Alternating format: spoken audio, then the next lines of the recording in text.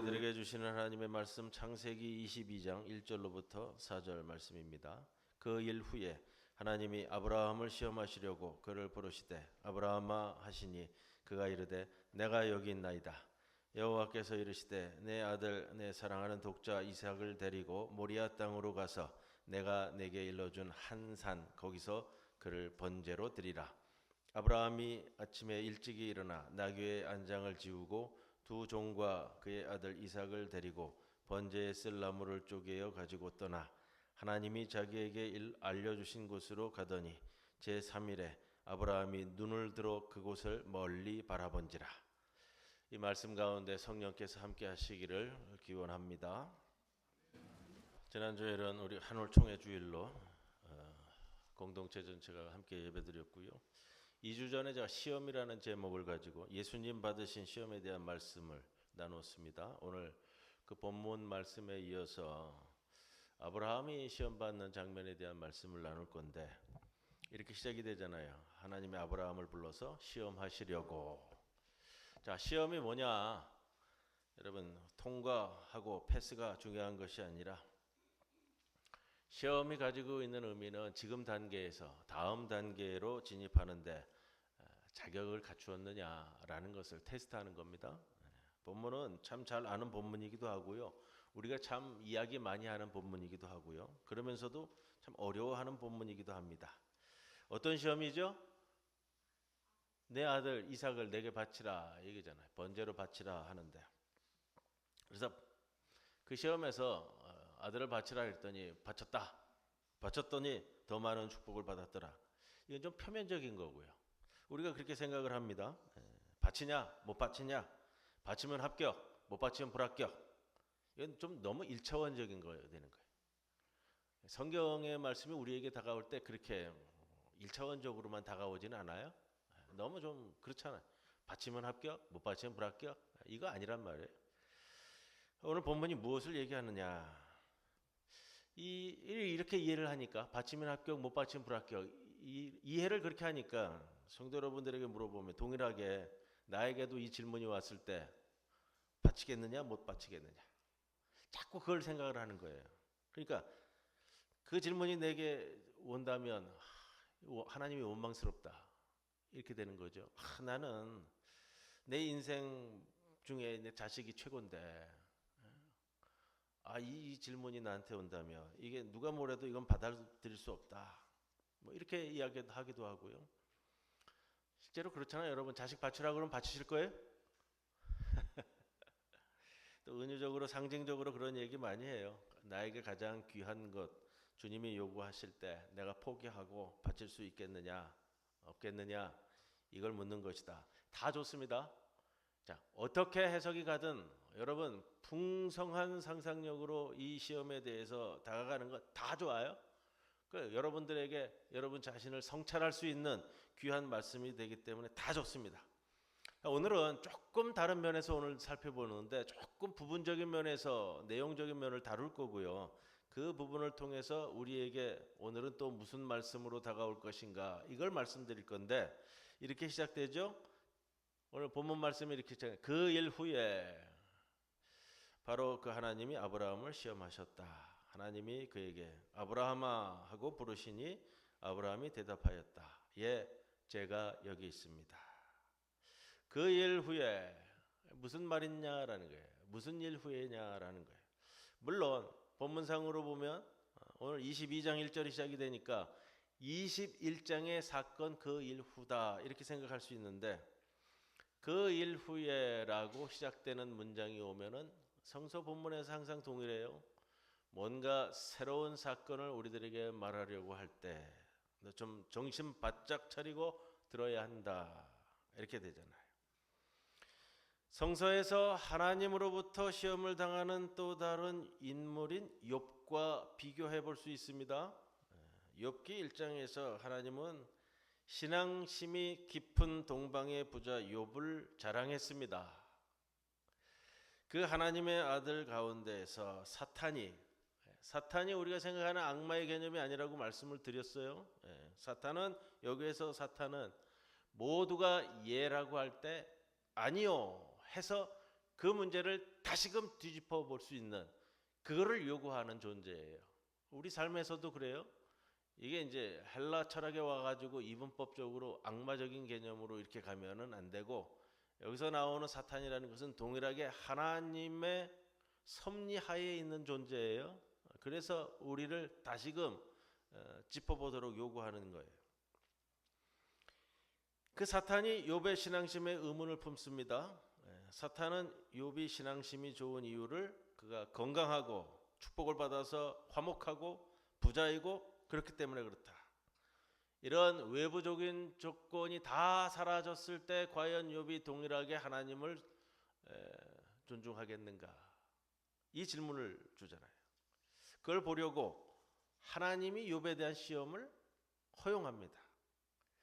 그 일 후에라는 이 구절이 하나님이 아브라함을 선택하여 그가 과연 하나님의 장구한 이 믿음의 역사를 써내려갈 믿음의 조상이 될 것인지 조금 프레임을 넓혀봅니다. 하나님의 아들들에게 물었다. 아브라함이 과연 그럴 만한 인물인지 시험하기로 결정했다. 그 일 후에 하나님이 아브라함을 시험하셨다. 이 문장에서 시험은 이를 당하는 자가 의지가 약하거나 악마의 속임수에 넘어가 실수한다는 의미를 갖지는 않습니다. 시험하다, 증명하다 라는 시브리어 동사 니사를 쓰는데 특별한 의미를 갖습니다. 하나님은 아무나 시험하지 않습니다. 하나님은 몇몇 특별한 인간을 선택해서 그들이 과연 맡은 바 임무를 충실히 수행할 제목인지 측정하는 거고요. 또 이를 위한 마지막 훈련으로서 혹독한 시험을 준비합니다. 하나님은 특별한 인물만이 도달할 수 있는 거의 불가능한 임무를 부여하고 그가 하나님의 임무를 수행할 수 있는지를 살피는 거예요. 이런 시험은 조금 더 나아가 보면 이렇게 되는 거예요. 하나님 자신이 이 시험을 통해 하나님 자신이 선택한 인물이 과연 그 인물인지를 하나님 자신이 증명해 가는 거예요. 이게 욥기에 있어서 가장 중요한 포인트였단 말이에요. 하나님이 선택한 그 인물이 과연 하나님의 인물로서 적합한지를 하나님이 증명해 나가는 과정이었단 말이에요. 성서에서 하나님으로부터 시험당하는 대표적인 인물은 구약 성서에서 그래서 아브라함과 욥, 신약 성서에서는 예수뿐이었다라는 말씀을 드렸습니다. 본문으로 갑니다. 하나님이 아브라함아 하고 부르자 아브라함은 내가 여기 있나이다. 이 표현은 이런 거예요. 여기 있습니다. 저는 당신의 말을 언제나 들을 준비가 되어 있습니다.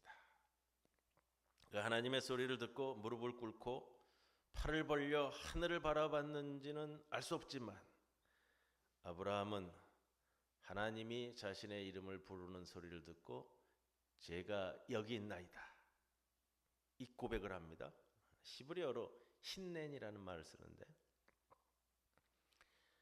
이 단어는 오늘 창세기 22장 11절까지 해서 3번 반복해서 등장을 해요. 이 힌넨이라는 표현은 굉장히 중요한데 제가 예전에는 왜 힌네라는 단어로 말씀을 전해준 적도 있습니다. 첫 번째는 하나님이 아브라함을 맨 처음에 불렀을 때 아브라함이 대답하는 것이 오늘 1절에 나오는 내가 여기 있나이다 힌넨이라는 단어를 쓰고요.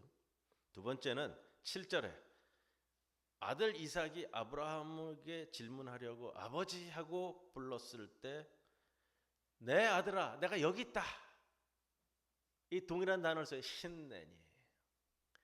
그리고 한 번 더 나옵니다. 11절에 천사가 이삭을 해치지 말라고 아브라함아 아브라함아 하고 급해요. 두 번을 연속으로 부르니까. 왜냐하면 그때 아브라함이 이삭의 목에 이 칼을 대고 있을 정도잖아요. 두 번 불렀을 때 아브라함이 대답을 할 때에 힌넨이라는 단어를 써요. 여러분 이 힌넨이라는 단어가 왜 중요하냐면 하나님이 자신이 임무를 부여한 특별한 인간을 부를 때 그 인간이 하나님에게 대답하는 성서에 나타나는 정형화된 문구예요. 예? 공식화된, 정형화된, 하나님이 인간을 부를 때, 특별한 인물을 준 인물을 부를 때 인간이 대답하는 정형화된 문구로서 성서에 기록된 표현이에요. 이 신내는 여러 가지로 번역이 됐어요. 우리 성경에. 제가 여기 있습니다. 제가 당신의 말을 들을 준비가 되어 있습니다. 어서 말씀하십시오. 이렇게 번역할 수 있는데, 이 신내니라고 대답한 사람들이 누구냐면 오늘 아브라함이 있고, 모세도 하나님의 부름에, 사무엘 선지자도 이 언제죠? 어린 시절에 성전에서 하나님이 부르실 때에 엘리 선지자가 가르쳐 주잖아요. 3번 동안이나 쫓아왔을 때 또 부르거든 신내니라고 대답해라. 그 하나님께서 말씀하실 것이다. 이사야 선지자를 부를 때에도 이사야 선지자가 신내니라고 대답한다고요. 신내니는 이겁니다. 하나님과 인간이 소통할 수 있는 주파수가 맞춰졌을 때 작동하는 표현이 인간의 반응이란 말이에요. 하나님의 부름에 즉각적으로 응답해서 뭐까지 가지고 있냐면 바로 내가 행동으로 옮길 준비가 되어 있다는 각오가 포함될 때 인간이 반응하는 이 반응의 표현, 이 신내니라는 거예요. 부름을 받은 사람이 온전히 하나님께 집중되어 있을 때 가능한 하나님의 엘리야 선지자 이야기에서는 이 미세한 소리의 반응이 왔을 때까지도 그걸 감지할 수 있는 영적인 귀를 가진 자. 그래서 이 신내니는 하나님의 음성에 즉각적으로 반응하는 감탄사적 표현이기도 해요. 감탄사적 표현. 여러분 하나님의 부르심을 받은 적이 있으신가요? 여러분 하나님의 부르심을 받으신 적이 있으신가요? 안 들려왔어요? 안 들려왔어요. 부르심을 받으면 신내니라고 대답해야 되는데 신내니라고 대답한 적이 없는 거예요. 왜? 부르심이 없으니까? 왜 부르심이 없어요? 듣고 싶지 않으니까. 이 본문을 통해서 우리가 깊이 있게 생각할 부분이 그거예요. 부르심이 안 들려요. 왜 안 들려요? 듣고 싶지 않으니까. 교회로 부르고 직분으로 부르고 사명으로 부르고 하나님의 부르심은 있는데 안 들려. 안 들려. 왜? 시험 당하고 싶지 않으니까. 내 아들 바치라는 그 목소리를 듣고 싶지 않으니까. 이 본문을 보면서 성찰하실 수 있어야 돼요. 안 들리는 사람은 그래도 그 부분은 좋은 거예요. 왜? 하나님의 시험에 안 오니까. 근데 오해하진 마세요. 하나님의 시험이 없으면 마귀의 시험이 있을 뿐이에요. 오늘 본문을 보면서 그렇게 성찰하고 접근할 수 있어야 오늘 말씀이 나의 말씀이 된다고요. 2절에 하나님이 말씀하셨습니다. 너의 아들, 네가 사랑하는 외아들 이삭을 데리고 모리아 땅으로 가라. 내가 너에게 일러준 바로 그 한 산, 바로 거기에서 그 이삭을 번제물로 바쳐라. 하나님이 아브라함에게 명령했습니다. 왜 이 명령을 하는지는 밝히고 있지는 않아요. 설명하지는 않아요. 모리아가 어디인가? 모리아가 어디인가? 주석서에 보면 나와요. 뭐냐면 나중에 예루살렘 성전이 세워진 그 시온산이 모리아산이다. 이렇게들 이야기합니다. 그게 이제 근거가 있어요. 역대기하 3장 1절에 보면 모리아와 예루살렘이 동일 지명으로 기록을 하고 있는데, 근데 여러분 이 모리아라는 뜻이 가지고 있는 중요한 의미가 있어요. 뭐냐면 리아라는 것이 뭐냐면 보여지는 장소, 나타나는 장소라는 거예요. 여러분 보여지는 장소, 나타나는 장소라는 뜻인데, 이 모리아를 예루살렘 성이 있는 시온산으로 얘기한다면 역대기하 3장 1절은 솔로몬 시대이기 때문에 지금 아브라함의 사건을 다루고 있는 것과는 약 800여 년의 차이가 생겨요.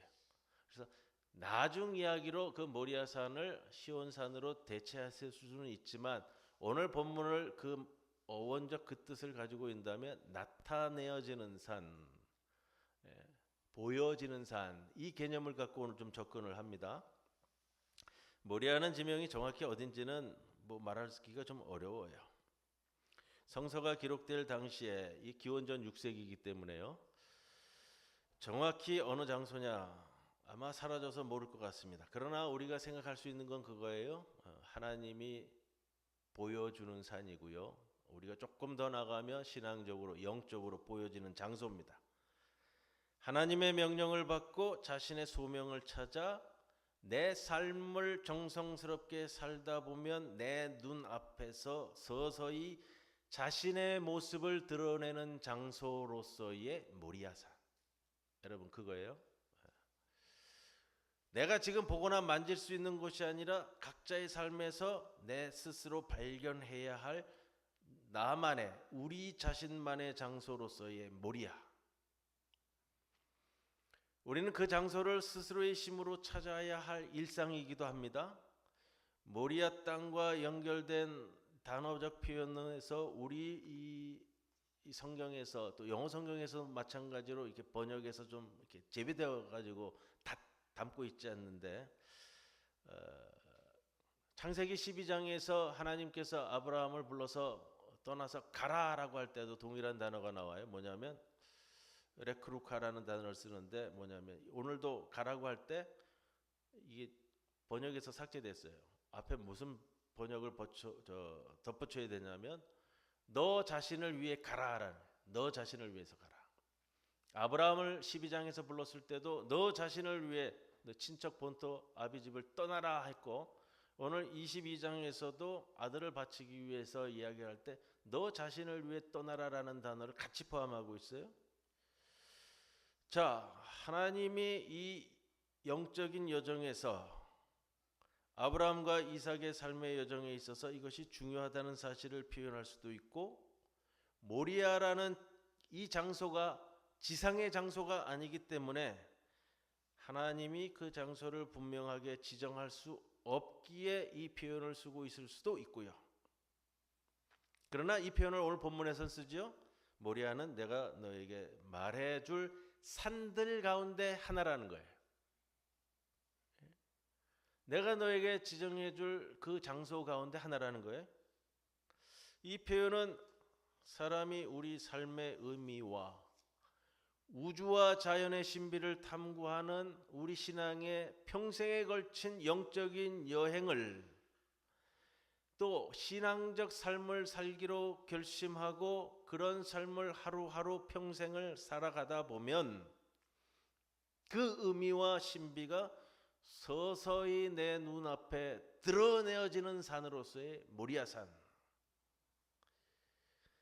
그래서 하나님은 아브라함에게 이 영적인 여행을 네가 시작한다면 여정 중에 그 장소를 알려주리라고 말씀하십니다. 여러분, 모리아는 우리가 올라가야 할 여러 산 중에 하나입니다. 성서에 나타나는 이 산이라는 의미는 하나님과 인간이 만나는 구별된 장소고요. 인간이 도달해야 할 정신적이며 영적인 높은 경지를 이야기할 때 이 산이라는 표현을 씁니다. 그것은 우리 각자가 우리 신앙의 삶의 여정 가운데 힘들게 하루하루 만들어가면서 찾아야 할 장소, 그곳이 모리아입니다. 그리고 이제 아브라함이 모리아에서 해야 할 일은 이삭을 번제로 하나님께 바치는 겁니다. 번제라는 게 뭐죠? 하나님에게 모두 다 태워서 그 향기를 올려보내는 건데, 이 명령을 들었을 때 처음에 아브라함은 얼마나 참담했을까? 이 시험에 이게 어려움이 거기에 있잖아요. 우리가 이 시험 이야기를 들었을 때도 이 참담한 이 시험을 어떻게 이겨낼까? 이 시험에 대한 이야기를 듣고 아브라함은 왜 항의하지 않았을까?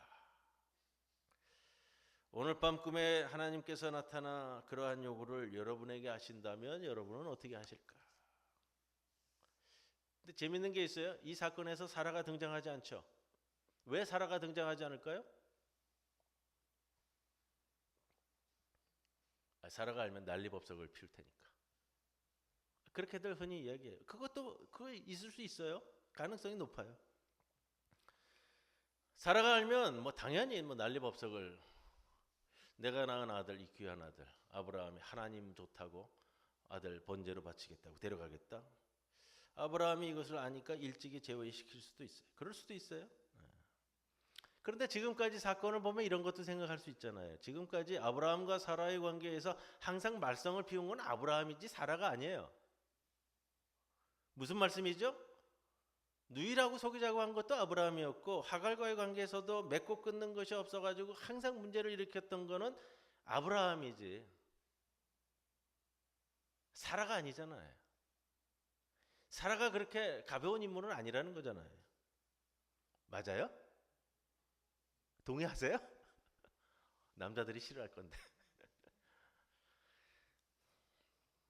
자, 이 사건에서 이렇게 추정할 수도 있겠어요. 아브라함과 사라를 한 몸 한 마음으로 설정하고 진행시키고 있는 사건의 이야기다. 이렇게 볼 수도 있고요. 자, 이거예요. 근데 확실한 거는 사라가 이 이야기 한 번도 등장하지 않아요. 근데 히브리 문학의 특징 중에 이런 게 있다고 그래요. 침묵 속의 웅변. 성경 이야기는 이게 여백이 많아요. 사건 이야기에서 시시콜콜이 다 담고 있지 않아요. 여러분 나중에 만들어지는 그리스 비극에 보면은 그리스 비극에서는 시시콜콜이 모든 이야기의 배경을 다 세밀하게 설명해줘. 이게 헬라 문학의 좀 특징이에요. 거기에 반해서 히브리 문학의 특징은 뭐냐면 여백이 많아요. 뚝 던져놓고 나머지는 생각하게끔 하는 거예요. 사고하게끔 하고 성찰하고. 그렇기 때문에 이게 다른 게 성경은 경전이 되었지만 히브리 헬라의 비극은 그냥 고전이지만 거기에서 머문단 말이에요. 침묵 속의 웅변이라는 얘기예요.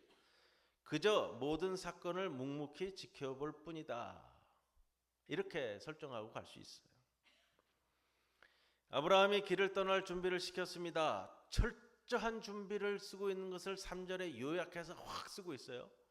그만큼 이 신앙의 여정, 우리의 영적인 여정은 모든 준비가 완벽해야 됨을 은유적으로 표현하고 있다. 이런 말씀을 좀 드리고요. 그리고 특별한 길을 떠났습니다. 아침 일찍 이삭이 타고 갈 나귀의 등에 안장을 얹고 번제에 쓸 나무까지 싣고는 몸종과 이삭을 데리고 길을 떠납니다.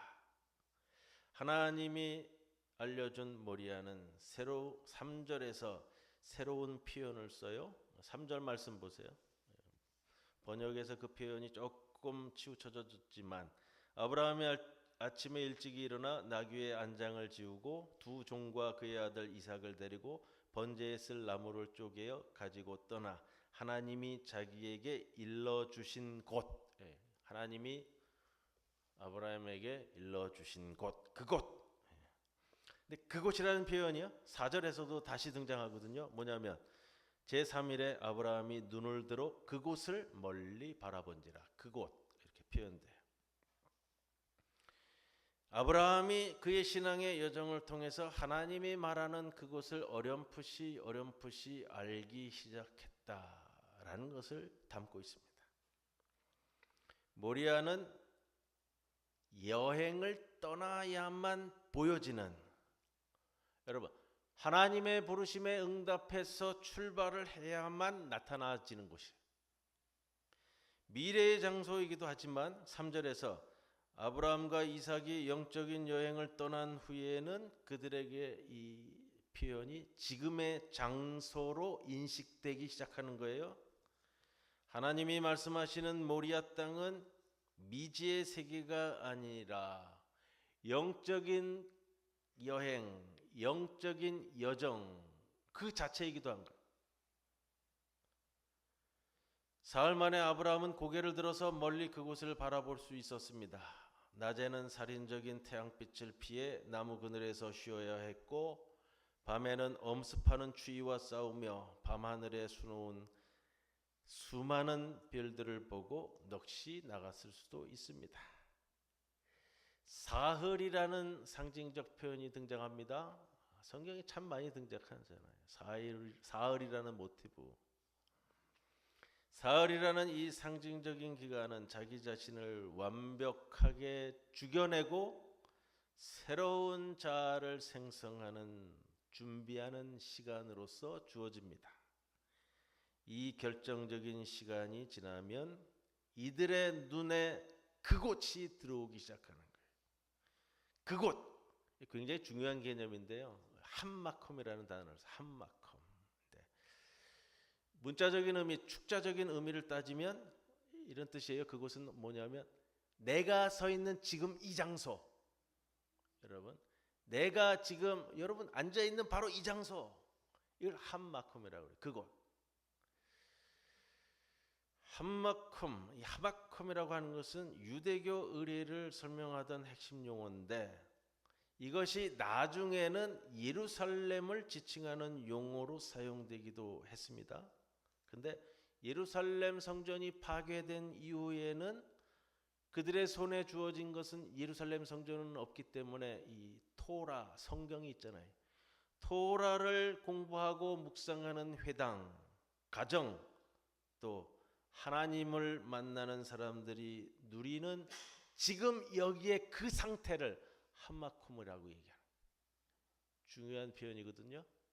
함마콤이란 아브라함과 이삭이 갈망하는 모리아, 우리가 눈으로 볼 수 있는 장소가 아니라 내 자신을 완벽하게 죽여내고 오는 깨달음 가운데 3일을 걸어가, 중요한 표현이에요. 눈을 들어 올려 볼 때 보이는 것이. 오늘 그 표현을 쓰고 있어요. 3일길이라는 상징적인 여정을 통해서 깨달음을 안고 내가 눈을 들어 올려 보았을 때 보이는 장소. 그게 뭐냐고, 그게 그곳이에요. 그곳. 여러분이 살고 있는 지금 이 현재의 그 장소, 그곳이란 말이에요. 내가 서 있는 바로 이 시간, 이 장소가 성경에서 말하는 천국이라고 말하는, 사후에 가는 장소로서 얘기하는 것이 아니라 하나님의 부르심에 응답하고 3일이라고 표현되는 이 영적 여정, 신앙의 평생 되는 그 여정을 감내하고 깨달음 속에 눈을 들어 올려다 볼 때 보이는 곳이자 내가 서 있는 바로 이곳. 하나님은 그래서 그 장소를 하마컴이라, 그곳, 이 시간, 이 장소. 그곳은 내가 존재하는 이 시간과 장소인 동시에 시공간을 초월하는 장소예요. 아브라함과 이삭은 멀리 있는 이 함마컴을 봅니다. 그러나 이 함마컴은 금방 사라지기도 하는 거예요. 특히 내가 경험하는 이 천국이 나에게만 주어진 특별한 선물이라고 생각하는 순간, 그것은 함마콤이라는 신비감과 경외감이 사라지는 허접한 장소로 남는 거예요. 함마콤은 내가 만난 하나님과 동행하는 특별한 어떤 것이지만 동시에 미래에도 내일에도 내가 지향해야 할 내 신앙적 영적인 이정표. 여러분, 하나님이 부르시면 응답하셔야 돼요. 안 들려 이렇게 하지 마시고 신내니 말씀하옵소서. 제가 여기 있나이다. 제가 주님의 말씀을 들을 준비가 되어 있습니다. 아브라함은 3일 길을 걸으면서 알게 된 것이, 이 시험에 모순이 있죠. 이 시험에 모순이 있어요. 무슨 모순이에요? 아들 이삭을 번제로 드리라고 했잖아요. 근데 뭐가 모순이에요? 이 아들이 죽으면 어떻게 돼요? 하나님이 약속하셨어요. 이 아들을 통해서 너의 자손이 바다의 모래와 같이 하늘의 별과 같이 많아질 것이다라는 약속을 받았는데 이 아들을 번제로 죽어서 나가자빠지면 어떻게 돼요? 하나님이 약속한 하나님의 약속을 하나님이 저버리겠다라는 것이 된단 말이에요. 그 모순을 3일 길을 가면서 깨닫게 되는 거예요. 그 모순을 깨달을 수 있는 것은요, 하나님의 말씀에 그 부르심에 응답해서 그 영적인 여정을 출발하는 자에게만 그것이 보여져요. 서두에 말씀하신 것처럼 나에게 이런 하나님의 질문이 왔을 때, 요청이 왔을 때, 난 못해. 내 아들, 내 딸 얼마나 귀한데, 이건 내 눈에 넣어도 안 아픈 자식인데, 나는 하나님께 항의해. 나는 죽어도 나 이 시험 못 받아. 이런 사람에게는 이걸 풀 수가 없는 거예요. 주어진 이 하나님의 말씀에 그대로 받고 출발하면서 깨달아갈 때 보이는 신내니로 응답했을 때에 바라보이는 한마쿠메라 말.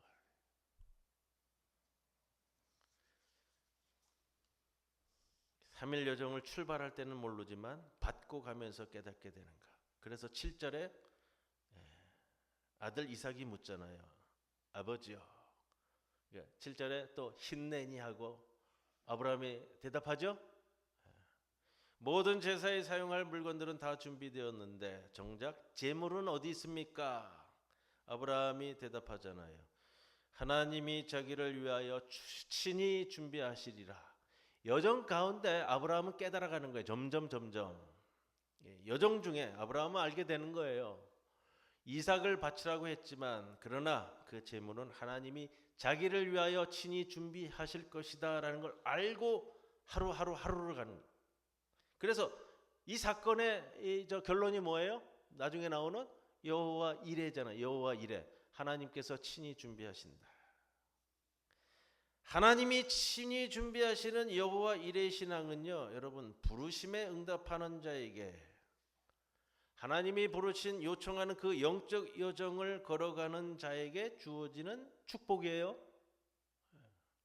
듣지도 않으려고 하고 출발도 안 한 자에게는 주어질 수 없는 거란 말이에요.